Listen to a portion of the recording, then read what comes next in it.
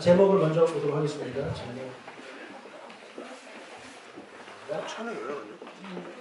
제목 같이 읽겠습니다. 염려와 재물이 하나님께 가는 길을 막는다. 이 제목을 말씀드리고요. 오늘 하나님께서 우리에게 주신 성경 본문 말씀은 마태복음 13장 22절입니다. 자, 읽겠습니다. 자, 일어난 채로 읽는 겁니다. 자, 일어난 채로 읽는 겁니다. 앉지 마시고. 일어난 채로. 오늘의 말씀은 보입니다. 우리 말씀 받을 때 일어나서 읽었으면 좋겠습니다. 가시떨기에 뿌려졌다는 것은 말씀을 들으나 세상의 염려와 재물의 놀라움에 말씀이 막혀 결실하지 못하는 자여. 네. 자, 이제 편하게 앉아 계세요. 여러분 예배 시간에 일어났다 앉았다는 거 귀찮습니까? 피곤하십니까? 그렇죠. 왜냐면 우리 예배의 주인은 하나님이시기 때문에 제가 말씀드렸잖아요. 예배는 무슨 마인드를 가지고 드려야 된다? 장사의 마인드요. 아멘. 아닙니다. 자, 기도는 무슨 마인드로? 기도는 누구의 마인드로? 다시 설교를 해야 되겠군요. 기도는 자녀의 마인드로 하는 거예요. 자녀가 아버지께 주세요. 아버지하고 대화하는 기도거든요. 그럼 예배는 무슨 누구의 마인드로 드려야 된다고 말씀드렸어요? 종이죠. 네, 종의 마인드예요. 찬송하라 여호와의 종들아, 주의 집에 서 있는 자들아, 성소를 향해 손을 들고 찬양하라 그랬죠. 예배는요 종의 마인드예요. 종이 일어났다 앉았다는 거 귀찮으면 안 됩니다. 그런 종은 종이 아니죠. 아들이죠. 그래서 우리가 예배를 드릴 때는 내가 어떤 마인드로 드려야 되고 기도를 할 때는 어떤 마인드로 드려야 되는지를 확실히 아셔야 돼요. 이게 반대로 되면 안 돼요. 기도할 때는 종의 마인드로 기도해요. 기도할 때마다 되게 죄송해요. 좀 구해도 되나? 주님 좀 들어주시면 좋겠는데요. 안 들어주셔도 괜찮아요. 이런 종의 마인드. 예배 드릴 때는 아들의 마인드. 이거 앉아가지고 우리 아버지가 왕이야. 이런 거 안 된다는 거예요. 그럼 반대가 돼야 돼요. 반대. 아시겠죠? 그래서 하나님이 누구고 내가 누군지를 알면 예배 드릴 때 어떻게 해야 되는지 답이 나옵니다. 답이 나와요. 자, 오늘 제목이 염려와 재물이 하나님께 가는 길을 막는다 이렇게 말씀을 드렸는데, 자, 우리가 하나님께 가까이 가고자 할 때 꼭 방해물이 나오게 됩니다. 우리가 어느 길을 가든요 방해물이 나옵니다. 행복하게 잘 살고 싶은데 가다 보면 또 방해물이 나타나죠. 그래서 그것 때문에 부부끼리 싸우기도 하고, 신앙생활 잘 하고 싶은데 뭔가 또 방해물이 딱 나타나서 거기에 걸려 넘어져서 또 시험에 들기도 하고 그렇단 말이에요. 근데 예수님이 말씀하시기를 하나님께 가까이 가는데 가장 큰 방해물이 두 가지가 있는데 그것이 뭐라고 하냐면 세상의 염려와 재물의 유혹이라고 말을 하고 있습니다. 저것은 씨 뿌리는 자의 비유에 나오는 말씀인데요. 예수님께서 이제 씨 뿌리는 비유를 하시면서 열매를 맺어야 됩니다. 이 열매를 맺는다는 게 곧 하나님께 가까이 간다는 거거든요. 근데 하나님께 가까이 가려고 할 때 저렇게 가시떨기에 뿌리지는 사람, 그 사람은 곧 말씀을 듣지만 그래서 은혜를 받아요. 그래, 그렇게 살아야 되겠다. 그런데 장애물 두 가지가 나타납니다. 세상의 염려와 재물의 유혹이라는 장애물에 걸려서 넘어지거나 아니면 그것을 보고 그냥 여기까지구나 하고 돌아서거나 아니면 그 자리에 주저앉아 버린다는 거죠. 이런 사람은 절대 여러분 열매를 맺을 수가 없습니다. 오늘 두 가지를 좀 살펴보겠는데, 첫 번째 장애는 바로 세상의 염려입니다. 염려는요 하나님께 우리로 하여금 가까이 가지 못하게 막는 아주 강력한 힘을 가지고 있습니다. 그래서 예수님께서 누가복음 21장 34절에 이렇게 말씀하셨습니다. 읽겠습니다. 너희는 스스로 조심하라. 그렇지 않으면 방탕함과 술취함과 생활의 염려로 마음이 미련해지고 핍박될 그날이 덫과 같이 너희에게 임하리라. 우리의 마음을 영적으로 둔하게 만드는 것이 세 가지가 있다고 예수님께서 말씀을 하고 있는데, 첫 번째가 방탕함입니다. 방탕함 설명 안 드려도 아시겠죠? 방탕함을 떠오르는 게 누굽니까? 여러분 자신입니다. 문단이고요. 방탕하면 떠오르는 게 탕자 또는 뭐 굳이 성경에서 찾지 않더라도 여러분 주위에 많이 보시죠. 흥청망청 막 사는 사람, 아무 생각 없이 사는 사람, 쾌락에 빠져 있는 사람, 뭐 그런 사람들이 방탕한 사람들. 당연히 여러분 방탕하게 살면 하나님께 가까이 가기가 어렵겠죠, 그죠? 두 번째가 술 취함입니다. 여러분 술 너무 좋아하지 마십시오. 그동안 많이 마시셨잖아요. 그동안 많이 마셨는데 뭐 좋은 것도 아니고 계속 마시려고 하시는데 이제 그만 마시세요. 좋은 것도 아닌데. 목사님 그 좋은 거 이제 마시려고 한번 합니다. 네, 그럼 마시지 마세요. 좋은 거 아니에요. 여러분 이 술, 방탕함 이것이 신앙생활에 방해가 된다고 할 때 우리가 다 끄덕끄덕합니다. 그렇지. 교회를 다니면 방탕하게 살면 안 되고 술도 마시면 안 되지. 이렇게 생각을 합니다. 자기도 스스로. 자 그런데 그거 못지않게 우리로 하여금 신앙생활에 방해하는 게 바로 세 번째 생활의 염려입니다. 염려하는 거. 자 무엇을 먹을까, 무엇을 마실까, 뭐 이런 거 염려하는 거 있잖아요. 그런 염려가 우리로 하여금 하나님께 나아가는 데 방해가 된다는 것입니다. 영적으로 둔하게 만듭니다. 왜 그럴까요? 우리 모두 중에 염려 없는 사람은 없습니다. 여러분 염려하면 우리가 어떻게 됩니까? 우리의 모든 관심과 생각 그런 것들이 다 그 염려하는 데 따집니다. 예를 들어 뭐 돈 문제가 생겼어요. 돈 때문에 염려가 생겼어요. 어디를 가든 돈 걱정입니다. 건강에 염려가 생겼어요. 누구를 만나도 염려, 그 건강 문제예요. 만나는 사람마다 그 얘기 합니다. 나 요즘 이것 때문에 염려다. 심지어 우리가 교회에 와서도 예배를 드리고 찬양을 드리면서도 우리는 염려하는 거예요. 염려한다는 얘기를 좀 다른 말로 쉽게 바꾸자면 여러분 묵상이라고 보시면 돼요. 묵상. 우리가 원래 묵상은 하나님 말씀을 묵상하는 거잖아요. 이게 뭐냐면 생각하고 또 생각하고 또 생각하는 게 묵상이에요. 한번 읽고 이렇게 넘어가는 건 묵상이 아닙니다.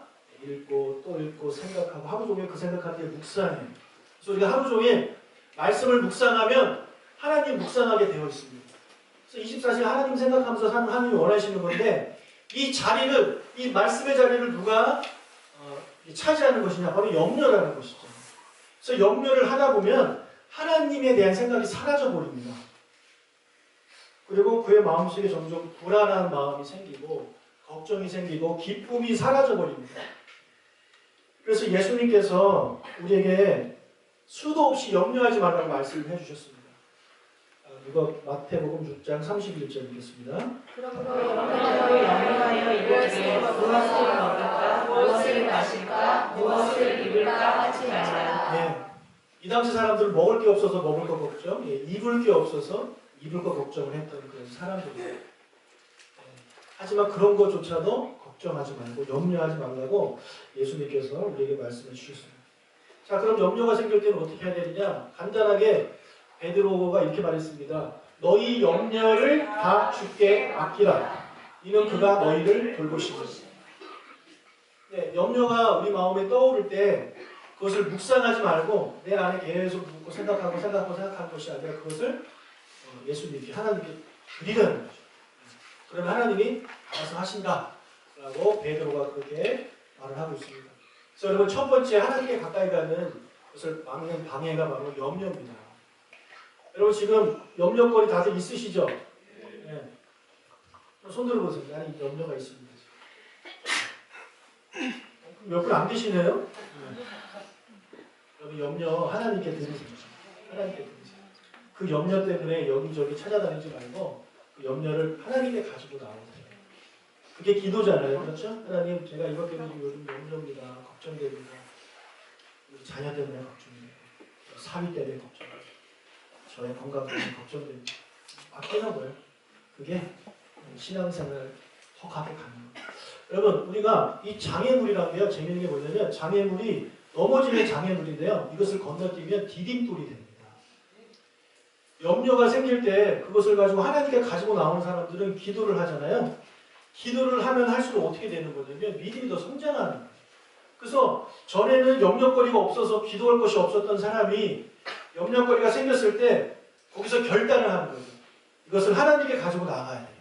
그래서 가지고 나와서 기도하고 또 다른 분석에서 또 기도하고 자꾸 기도하는 시간이 늘어가다 보면 오히려 이 염려 때문에 어떻게 되는 거냐면 하나님께 더 가까이 갈 수 있게 되는 거거든요. 근데 누구는 이 염려 때문에 거기서 주저앉아 버리는 거죠. 아, 무슨 예배야, 무슨 헌금이야, 무슨 뭐 선교야, 무슨 헌신이야, 같이 당장 지금 먹고 살기도 힘든데 이렇게 되는 사람은 주저앉아 버리게 되는 것입니다. 자, 여러분 이 첫 번째 염려를 가지고 하나님께 나아옴으로써 디딤돌로 삼으시기를 축복합니다. 네. 자, 두 번째로 재물의 유혹입니다. 재물의 유혹. 쉽게 말하면 돈의 유혹이죠. 정말 만만치 않은 적입니다. 돈의 유혹. 많은 사람들이 여기서 넘어집니다. 돈에서 넘어집니다. 하나님께 가까이 가고자 하지만 돈 때문에 중간에 포기해버리는 일이 벌어지는 거죠. 왜냐하면 그들에게 아직은 그들에게 하나님보다 돈이 더 소중하기 때문에 그렇습니다. 예수님이 사시던 그 시대에 한 관리가 있었는데 그 관리가 율법을 잘 지키는 그런 사람이었습니다. 그래서 그가 예수님을 찾아가서 이렇게 질문을 합니다. 누가복음 18절 어떤 관리가 물어 이르되 선한 선생님이여 내가 무엇을 하여야 영생을 얻으리이까. 예, 이 사람은 질문에서 알 수 있듯이 아주 영적인 사람입니다. 영생에 관심이 있습니다. 어떻게 하면 구원을 받는지에 대해서 관심이 있습니다. 그래서 그 사람에게 예수님께서 십계명을 지켜라 그렇게 말씀을 합니다. 그랬더니 그 사람이 대답을 하기를 저는 이미 어릴 때부터 다 지키고 있습니다. 이렇게 대답을 해요. 그럼 이것을 봤을 때 우리가 알 수 있는 게 뭐냐면 이 사람은 율법도 잘 아는 분이에요.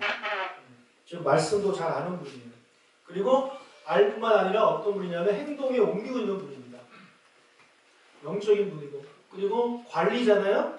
네, 세상적으로도 성공한 사람입니다. 이 정도면 신랑감으로 괜찮지 않습니까? 그렇죠? 자, 그런데 이 사람이 이렇게 대답을 하니까 예수님이 다시 한번 이렇게 말씀하십니다. 22절을 읽겠습니다. 예수께서 이 말을 들으시고 이르시되 내게 아직도 한 가지 부족한 것이 있으니 내게 있는 것을 다 팔아 가난한 자들에게 나눠주라. 예, 예수님께서 그에게 하신 말씀은 한 가지 부족한 것이 너가 가진 것을 다 팔아서 가난한 자에게 나눠줘라 이런 말씀을 하십니다. 자, 그랬더니 이 사람이 어떤 반응을 보이냐면 23절 그 사람이 큰 부자이므로 이 말씀을 듣고 심히 근심하더라. 예, 이 사람은 큰 부자였기 때문에 이 말씀을 듣고 심히 근심합니다. 자, 여러분 이 말씀을 가지고 예수님을 믿으려면 전 재산을 다 팔아야 돼? 이렇게 생각하실 수 있지만 아닙니다. 이 사람에게만 하나님이 예수님이 특별하게 하신 말씀이에요. 왜냐하면 이 사람은 자기는 지금 다 온전하게 살고 있다고 생각하고 있거든요. 예, 나는 지금 완벽하게 살고 있다고 생각을 하고 있는 거예요. 그런 그에게 예수님께서 너에게 부족한 것은 돈 문제다라는 거죠. 너는 지금 돈을 섬기고 있다라고 그렇게 이야기를 돌려서 해주고 있는 겁니다. 만약에 그 사람한테 아니야 너는 돈을 섬기고 있어 했으면 이 사람이 무슨 말입니까? 제가 무슨 돈을 섬겨요? 이렇게 대답을 했을 겁니다. 하지만 예수님이 지혜로우십니다. 이렇게 돌려서 얘기하십니다. 다 팔아서 가난한 사람 줘라. 이 사람이 근심 걱정을 하면서 돌아가게 되는 것입니다. 자, 이 사람은요 정말 성공했고 돈도 많고 율법도 잘 지키고 말씀도 잘 아는 그런 사람이었습니다. 영적인 사람, 영적에 관심 있는 사람이었지만 이 사람은 재물이라는 장애물에 이제 부딪히게 됐고 그것을 넘어가지 못하고 거기서 돌아섰다는 거죠. 여러분 이 사람보다 훨씬 더 여건이 좋았던 사람이 한 명 있습니다. 바로 가룟 유다라는 이제 사람인데 자, 이 사람은 예수님의 제자였습니다. 우리 지지난주에 들었던 삭개오는 예수님하고 아주 멀었죠. 그죠? 예수님 어쩌다 한 번 보는 사람이었습니다. 보기 위해서 나무 위에까지 올라가야 되는 그런 사람이었습니다. 그 사람보다 환경이 좋았던 사람이 아까 그 관리였습니다. 관리는 사람들한테도 인정받고 뭐 이런저런 면에서 모든 것이 좋은 사람이었습니다. 이 사람보다 더 좋은 여건이 있었던 사람이 가룟 유다란 말이죠. 왜냐하면 가룟 유다는 예수님의 12제자 중에 한 명이었고 예수님이 가시는 곳마다 무조건 따라다니게 되어 있고 예수님이 말씀하실 때 제일 좋은 위치에서 들었을 것이고 예수님이 기적을 베푸실 때에 가장 자세하게 봤던 사람이 바로 가룟 유다라는 거죠. 그래서 삭개오 부자가는 이 가룟 유다랑 비교했을 때 이 가룟 유다가 예수님께 하나님께 더 가까이 갈 수 있는 너무나도 좋은 환경에 처했던 사람이란 말이죠. 하지만 이 사람은 어떻게 됩니까? 이 사람도 역시 돈이라는 장애물에 넘어지잖아요. 그가 예수님의 사역에서 회개를 맡았습니다. 당시 예수님의 사역이 어떻게 진행되냐면 사람들의 후원을 통해서 이루어지게 되는 겁니다. 예수님이 그 일을 누구한테 맡겼냐면 유다한테 맡겼습니다. 유다가 똑똑했죠. 똑똑했기 때문에 그 일을 맡기는 거예요. 자, 그런데 이 사람이 이 일을 하다가 이 돈에 욕심이 생기기 시작했습니다. 그러면서 후원금에 자꾸 손을 대기 시작했죠. 그래서 그것을 훔치는 사람이 되었습니다. 요한복음 12장 6절 읽겠습니다. 이렇게 마음은 가난한 자들을 생각함이 아니요 그는 도둑이라 돈계를 거기 넣는 것을 훔쳐감이로라. 예, 이게 어떤 내용이냐면 어느 여인이 예수님께 와서 비싼 향유를 이렇게 바치는 사건이 있었어요. 그때 예수님이 그 여자를 되게 칭찬했거든요. 근데 그 여인을 보면서 유다가 한 말이에요. 왜 이런 데다 낭비를 하냐? 이것을 가지고 가난한 사람들한테 써봐라. 얼마나 많은 사람들의 배를 배부르게 할 수 있지 않겠느냐 그렇게 말을 해요. 우리가 그만 들으면 맞는 말 같잖아요. 그죠? 왜 하나님께 일단 저게 금액이 상당하거든요. 엄청난 금액입니다. 왜 그런 금액을 하나님께 바치냐? 그것을 가지고 이웃을 위해서 써봐라. 가난한 사람들 위해서. 얼마나 좋겠냐. 이렇게 말을 하고 있는 거예요. 그런데 그렇게 말을 하는 것은 가난한 자들을 생각하는 것이 아니라 그 사람은 도둑이기 때문에 그런 거예요.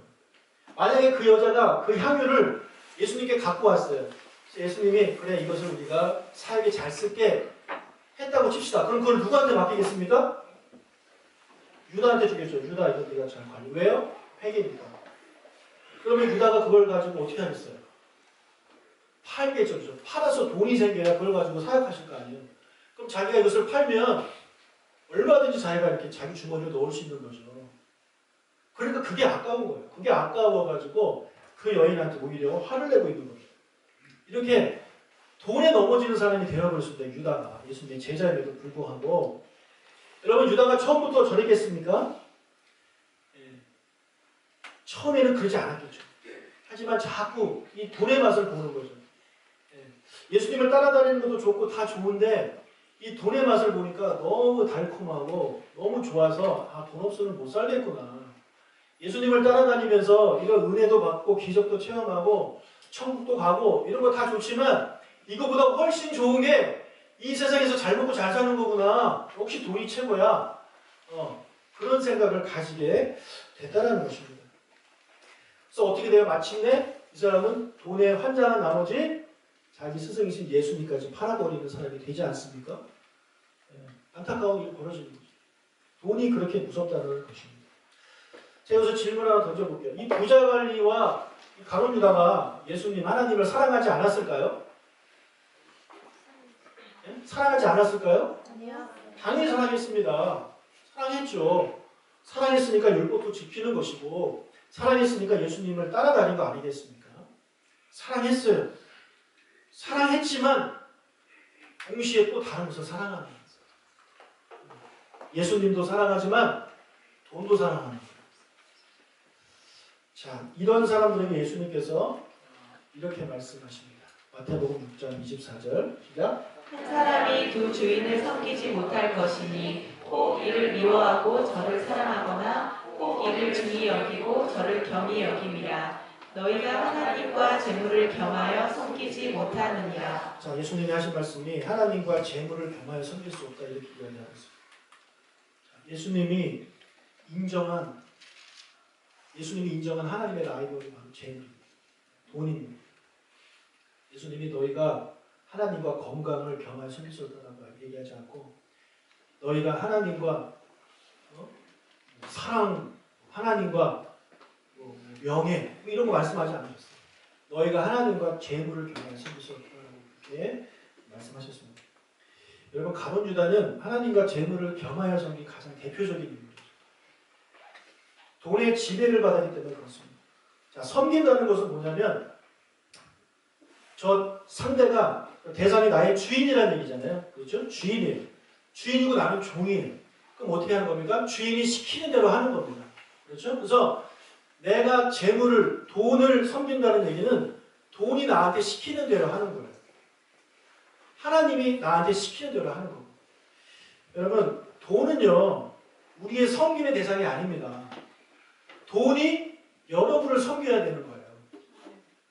돈이 여러분을 섬겨야 되는 거예요. 여러분이 하고 싶은 대로 돈을 써야죠. 그렇지 않아요? 그런데 돈을 섬기는 사람들은요, 그렇게 하지 못하고 돈에 벌벌벌 떱니다. 그래서 돈이 최고예요. 돈이 시키는 대로 합니다. 돈이 뭐라고 말합니까? 쓰지 마, 쓰지 마. 돈이 뭐라고 말해요? 그걸 왜 나눠줘? 돈이 뭐라고 그래요? 왜 드려? 하나님한테 드리지 마. 돈이 그렇게 명령을 하는 거예요. 그럴 때 그것을 섬기는 사람은요, 돈이 시킨 대로 하는 겁니다. 아, 그렇죠. 역시 돈을 계속 모아야 되겠죠? 통장이 쌓일수록 기분이 좋으니까 그렇게 해야 되겠죠? 여러분, 심지어 교회를 다니는 것도 돈 때문에 다니는 거잖아요. 예. 교회를 가면 돈을 더 벌 수 있다더라. 이러면서 교회를 다니는 사람들이 있다는 것입니다. 여러분, 삭개오는요, 삭개오 역시 예수님을 만나기 전에 돈을 섬기는 사람이었어요. 그러니까 돈을 섬기는 사람이기 때문에 사람들한테 그렇게 욕을 먹어도 어떻게 하는 거예요? 계속 돈을 착취하는 거죠. 돈이 뭐라고 명령합니까? 야, 가난한 사람들 거 다 착취해. 부자들은 워낙에 똑똑하고 부자들은 변호사도 있고 그래가지고 그 사람들 돈을 착취하기는 쉽지 않아. 그러니까 저 무식하고 가난한 사람들, 힘없는 사람들의 돈을 착취해. 그렇게 말을 하는 거죠. 그래서 이 세금 착취한 사람들 대부분 가난한 사람들한테 착취하지 부자한테 합니까? 그렇게 하지 않잖아요. 근데 우리 생각으로는요, 말이 안 되는 거거든요. 근데 돈의 지배를 받는 사람들은 그렇게 합니다.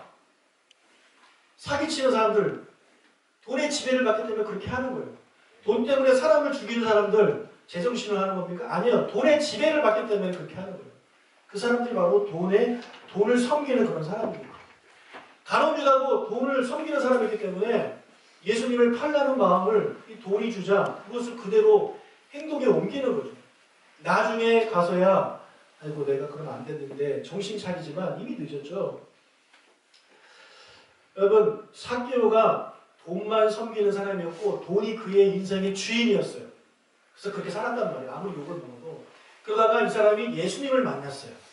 그리고 예수님을 섬기기로 마음을 먹었어요. 그랬더니 어떻게 됐냐면 그의 마음속에 주인이 두 분이 된 거예요. 원래 있었던 돈과 새로 섬기게 된 예수님이 둘 다 이렇게 그 안에 들어오게 됐습니다. 이때 보통 사람들은 같이 섬깁니다. 하지만 삭개오가 왜 대단하고 삭개오가 왜 예수님께 칭찬을 받을 수밖에 없느냐? 예수님을 주인으로 모시자마자 바로 이 돈을 내쫓아버리고 자기의 종으로 삼아버립니다. 그전까지는 돈이 말하는 대로 살았던 사람이 이제는 뭐라고 하냐면 야, 너 돈 내 절반은 더 이상 낼 거 아니야. 난 너희들을 가난한 사람으로서 쓰겠어. 이렇게 해버리는 거야. 왜요? 예수님을 그의 마음의 왕으로 주인으로 삼았기 때문에 그런 결단을 할 수 있게 되었다는 것입니다. 여러분, 우리도 신앙생활하면서 처음에는 우리가 하나님 믿기 전에는요, 돈만 섬기는 사람입니다. 우리들 돈을 섬기든지 우상을 섬기든지 뭐 성공을 섬기든지 뭘 섬겨요. 그러다가 이제 예수님을 우리가 영접하잖아요. 그럼 우리 안에 예수님도 들어오시게 된 거거든요. 여기서 두 주인을 섬기는 것이 오래가는 사람들이 있어요. 오래가야 돼요. 이게 어떤 거냐면 아까 그 부자 관원이 두 주인을 섬기는 사람 아닙니까? 그 사람에게 예수님께서 돈에 대해서 그리스도인의 불질관에 대해서 이제 얘기를 했을 때 그 사람이 뭐라 그래요? 고민을 합니다. 고민. 돈이 많아서 고민.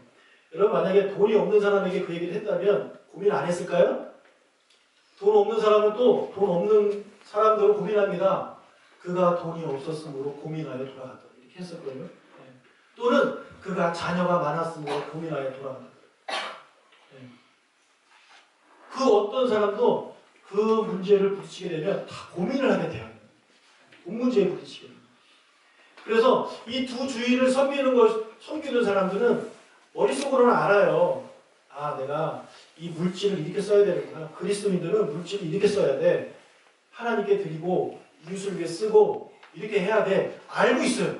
알고 있는데 그런 말씀을 읽거나 듣거나 묵상하면 고민을 하기 시작하는 겁니다. 머리로는 알지만 막상 행동에 옮기지 못하는 사람들이 바로 두 주일을 섬기는 사람들이에요. 그런데 두 주일이 아닌 예수님만 섬기시는 분들은요, 어떻게 하느냐? 그런 거에 대해서 고민이 없습니다. 말씀이 그렇게 하라고 하면 당연히 하는 거예요. 당연히 하는 거예요. 11조 하라고 하면 당연히 드리는 거고, 감사하라면 당연히 감사하는 거예요. 이웃을 위해 쓰라고 하면 그것도 당연히 하는 거예요. 이런 사람들은 두 주일을 섬기는 사람이 아닙니다. 예수님을 섬기는 사람이라고 말씀드릴 수 있겠습니다. 여러분, 우리가 하나님께 가까이 가기 위해서는 저 두 가지 아까 말씀드린 대로 생활의 염려와 그 다음에 재물의 유혹을 우리가 건너뛰어야 돼요. 뛰어넘어야 된단 말이에요. 선택은 여러분에게 있는 겁니다. 여러분 부자 가난처럼 그 자리에서 주저앉을 것인지, 아니면 가론유다처럼 돌아서 버릴 것인지, 아니면 삭개오처럼 그것을 뛰어넘어서 하나님께 칭찬받는 여러분이 되실 것인지는 여러분의 선택에 담겨 있는 겁니다. 예수님 믿은 지 오래됐는데 죽을 때까지 두 주인을 섬기다가 가시면 되겠습니까? 여러분, 만약에 여러분 마음속에 두 주인이 있다면 이제 돈이라는, 재물이라는 이 주인은 버리십시오. 버리십시오. 그리고 그것을 여러분의 종으로 삼으세요. 돈이 여러분을 위해서 살 수 있도록 하세요. 여러분이 돈을 위해서 사시지 마시고, 쓰실 때 쓰시고 드릴 때 드리고, 이렇게 하는 사람이 재물을 다스리는 사람입니다. 말씀 정리하겠습니다. 우리가 하나님께 가까이 가는 데 있어서 장애물 두 가지, 세상의 염려와 재물의 유혹입니다. 이 두 가지가 여러분의 장애물이 되도록 하지 마시고, 그것이 여러분의 디딤돌이 될 수 있도록 그렇게 사신 여러분 되시길 주님의 이름으로 축복합니다. 기도하겠습니다. 하나님 아버지 감사합니다.